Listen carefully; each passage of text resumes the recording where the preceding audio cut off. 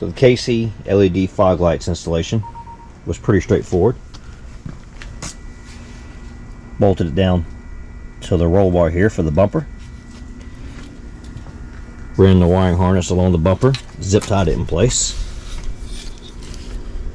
Right here I ran it behind the grill just like I did my Warn winch.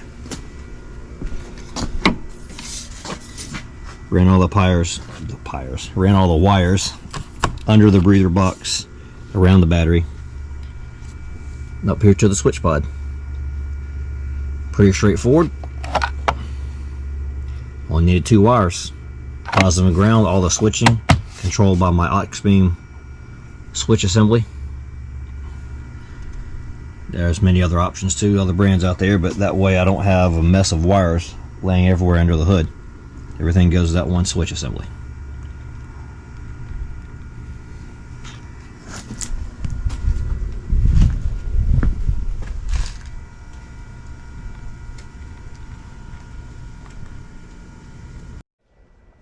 Now the KC LED Slimlites came with these color covers, which are blackout covers, and they worked.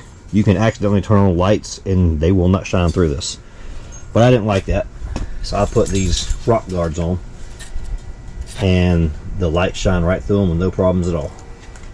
But I keep these inside with me. I guess if you drive through another state, they may have laws against having lights out that are not covered up, so I'll keep them with me just in case.